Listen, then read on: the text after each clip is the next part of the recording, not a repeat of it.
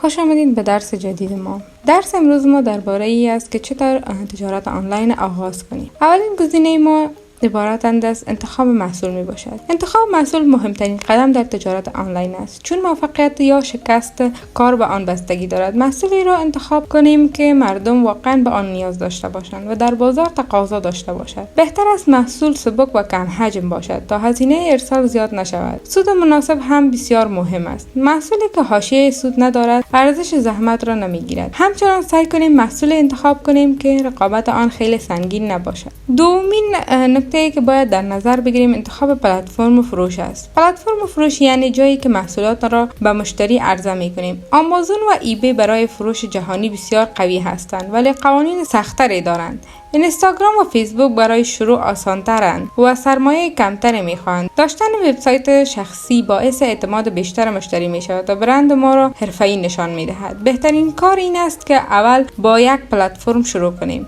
و بعداً گسترش بدهیم. نکته سومی که باید در نظر بگیریم پیدا کردن تامین کننده یا سپلایر می باشد. تامین کننده خوب یعنی محصول رو با کیفیت، قیمت مناسب و ارسال منظم. اگر تامین کننده معتبر نباشد، مشتری ناراضی می شود و اعتبار ما خراب می شود. برای فروش در آمازون داشتن فاکتور رسمی و انوایس معتبر خیلی مهم است.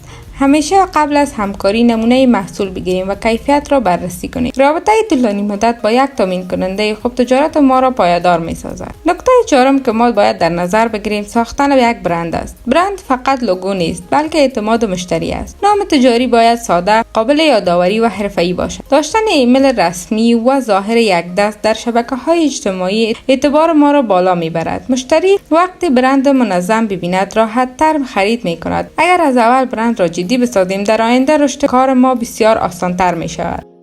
بازاریابی و جذب مشتری. بدون بازاریابی حتی بهترین محصول هم فروش نمی رود. عکس ها و ویدیوهای با کیفیت باعث جلب توجه مشتری می شود. توضیح واضح و صادقانه اعتماد می سازد و از شکایت جلوگیری می کند. استفاده درست از اینستاگرام، تبلیغات و محتوا می تواند فروش را چند برابر کند. بازاریابی قوی یعنی دیده شدن بیشتر و درآمد بالاتر. درس امروز ما در اینجا به پایان می رسد. امیدوار هستم که از درس و محتوای ما لذت برده باشین. اگر چینل ما را تا حالا سابسکرایب نکردین، چینل را سابسکرایب کرده و زنگوله را فعال سازید تا از درس های آینده جا نمانید.